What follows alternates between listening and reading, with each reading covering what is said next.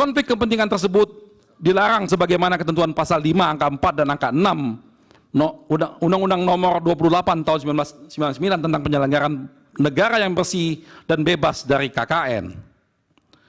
Penempatan orang-orang presiden atau all president men dalam lembaga penyelenggaraan pemilu, baik KPU, Bawaslu, dan DKPP, selain memperlihatkan tindakan yang tidak jujur dan tidak adil, juga memperlihatkan betapa tidak profesionalnya presiden dalam mengelola negara, dan semua hal itu juga bertentangan dengan azas dan prinsip penyelenggaraan pemilu.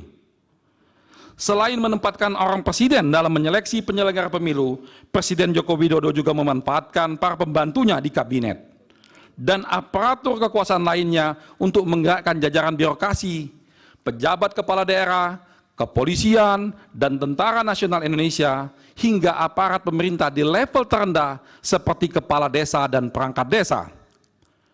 Mereka dikooptasi dan digerakkan untuk pemenangan paslon 02, yaitu Prabowo Subianto dan Gibran Rakabuming Raka, yang merupakan anak dari Presiden Joko Widodo. Keseluruhan tindakan aparat dan aparatur di atas menyebabkan terjadinya the violence of election, dan pada tingkat yang paling mengenaskan telah memicu terjadinya brutality democratic process. Hasil perhitungan suara untuk 02 di atas diperoleh dengan cara yang melanggar azas pemilu dan prinsip penyelenggaraan pemilu bebas, jujur, dan adil.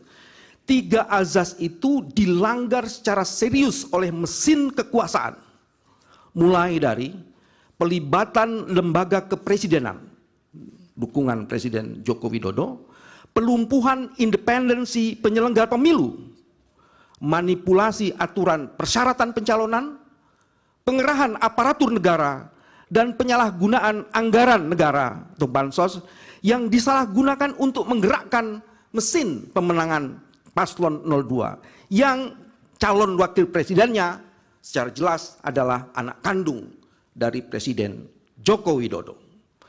Fakta hukum bahwa dukungan Presiden Joko Widodo dapat dimaknai sebagai manifestasi dari sikap dan perilaku patronasi yang mensugesti peran para menteri di kabinetnya untuk memberikan dukungan terbuka, dan di sebagiannya bahkan ikut terlibat secara intensif di dalam kampanye untuk mendukung putranya sebagai calon wakil presiden.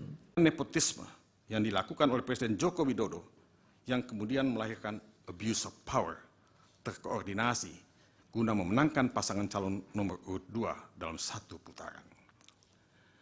Nepotisme yang dilakukan oleh Presiden Joko Widodo dalam Pilpres 2024 dilakukan begitu rapi, secara terstruktur, sistematis, dan masif, yang pada akhirnya membuat Pilpres 2024 hanya menjadi aksi teatrikal belaka.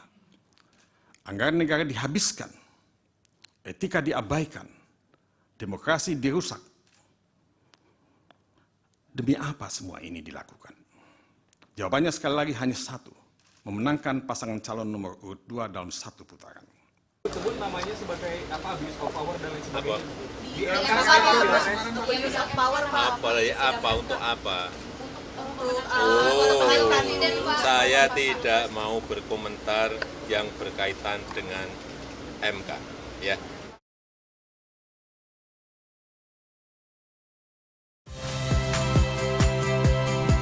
Saya Liviana Cerlisa. Saksikan program-program Kompas TV di siaran digital, pay TV, dan media streaming lainnya.